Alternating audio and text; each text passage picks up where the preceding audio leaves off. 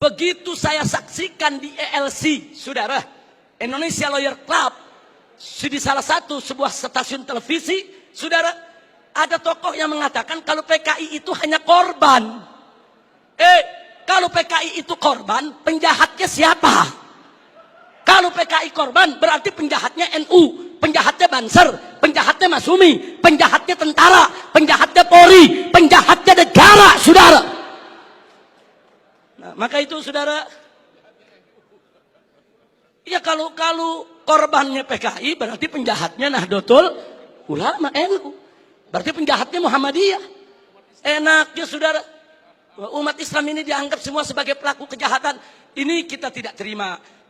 Kepada yang bersangkutan, kalau ingin simpatik kepada PKI itu urusanmu. Tapi jangan coba-coba mengatakan mereka korban. Itu akan menyinggung perasaan jutaan umat Islam di Indonesia. Baik saudara, saya di sini tidak mau sebentar karena waktu sudah sebentar. Implikasi saya lewatkan dulu. Usulan FPI untuk simposium ini.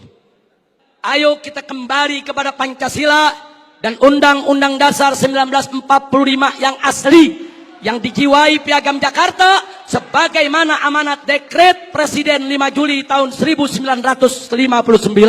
Takbir, merdeka. Yang kedua, tolak segala perbuatan dan pemahaman ideologi yang bertentangan dengan nilai luhur ketuhanan yang Maha Esa sebagai jiwa daripada Pancasila. Apapun ideologi, pemahaman dan perbuatan yang bertentangan dengan nilai luhur ketuhanan yang Maha Esa harus kita tolak, saudara.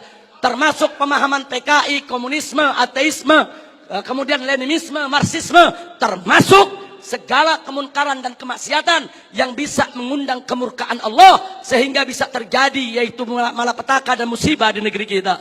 Yang ketiga, tegakkan dan laksanakan TAP MPRS nomor 25 tahun 66, Undang-Undang nomor 27 tahun 99, TAP MPRI nomor 1 tahun 2003, dan KUHP pasal 107A sampai E. Karena itu kita serukan TNI dan Polri jangan pernah ragu. Anda semua punya payung hukum untuk menindak, menutup, membubarkan setiap kegiatan PKI di seluruh wilayah NKRI ini, saudara. Kemudian yang keempat, ada 5 poin, saudara. Tolak formalisasi rekonsiliasi dengan PKI. Saudara, saya punya cerita. Di tahun yang lalu, 16 Agustus tahun 2015, kami Ormas Islam itu melakukan long march yang diikuti oleh ratusan ribu umat Islam dari Senayan, Sudirman, Tamrin sampai ke Istana. Kenapa kami gelar itu parade tauhid, saudara, dengan ratusan ribu umat Islam? Karena kami dengar dari sumber yang sangat terpercaya bahwa Presiden, saudara, berencana untuk memasukkan, saudara, item permohonan maaf kepada PKI di dalam pidato kenegaraannya. Kita melakukan demo-demo kecil dan puncaknya yaitu tanggal 16 Agustus 2015, saudara. Nah, lalu apa, saudara? Di situ umat Islam sepakat kalau Presiden Jokowi tetap ngotot meminta maaf kepada PKI atas nama negara, kami akan serukan umat Islam, saudara, dan seluruh bangsa Indonesia dari Sabang sampai Merauke, kita turun ke jalan lengserkan siapapun presiden yang membela PKI, saudara. Takbir, merdeka. Nah, kenapa kami tolak formalisasi rekonsiliasi dengan PKI? Karena akan membuka luka lama sejarah dan bisa membuka pintu fitnah yang berbahaya. Yang ingin saya berbagi cerita, saya diundang oleh Menko Polhukam di rumahnya. Kami diajak dialog soal PKI. Saya tanyakan langsung kepada beliau, apa betul Presiden tetap akan minta maaf kepada PKI? Beliau saat itu memberikan jaminan, Habib, Presiden tidak akan minta maaf kepada PKI. Kalau sampai saya menyetujui itu, beliau tunjuk pengawalnya di sebelah Kopassus. Ini anak buah saya, Kopassus akan tembak kepala saya. Nah, terus saya tanya lagi, saudara, kepada beliau, baik, tapi saya dengar Anda dapat tugas khusus dari Presiden untuk mencari formulasi rekonsiliasi nasional berkaitan dengan PKI. Nah, beliau jawab, betul. Jadi beliau tidak menafi, saudara, betul. Saya dapat tugas bagaimana mencari formulasi rekonsiliasi kita dengan PKI. Baik, saya tanya, itu maksud rekonsiliasi itu apa, Pak? Tujuannya apa? Apa tujuannya? Oh, dikatakan supaya tidak ada dendam di antara kita, supaya kita hidup damai. Oh, kita tolak, saudara. Tidak perlu rekonsiliasi yang formal. Sebab, saudara, rekonsiliasi secara alami telah berjalan di tengah masyarakat antara PKI dengan bangsa Indonesia, saudara.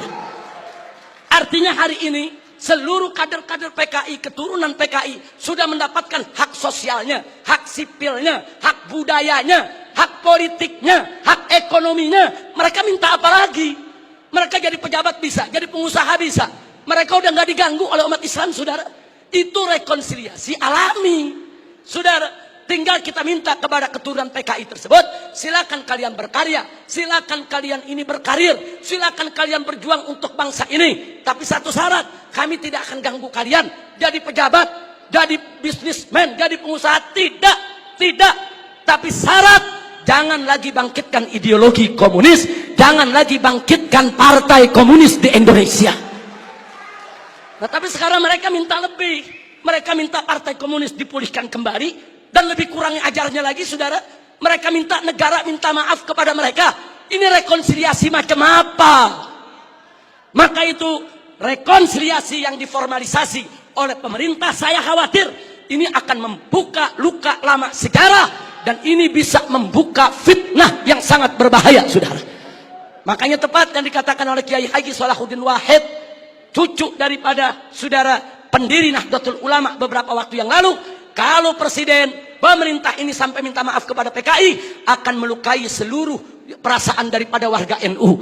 Dan saudara, lebih telak lagi yang disampaikan oleh anggota Dewan Pertimbangan Presiden, yaitu Kiai Haji Hasim Muzadi. Beliau sampaikan langsung kepada Bapak Presiden, kalau Bapak minta maaf kepada PKI, bukan hanya NU yang terlukai, seluruh umat Islam bangsa ini akan terlukai. Ini bahaya, ini negeri udah damai, udah tenang. Kita nggak ribut-ribut lagi soal PKI, saudara. Kenapa mau dikorek-korek lagi luka lama, saudara?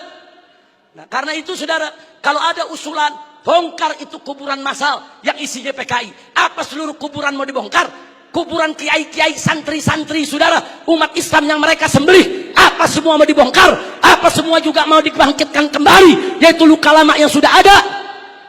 Ini pertimbangan tidak rasional, saudara.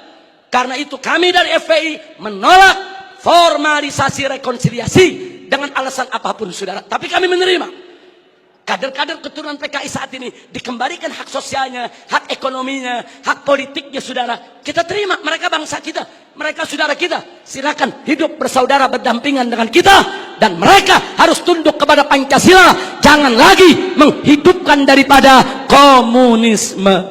Sebagai penutup yang kelima,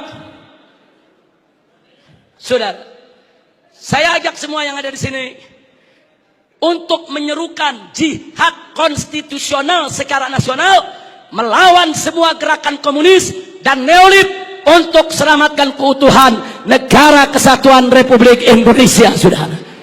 Takbir, Allahu Akbar, merdeka.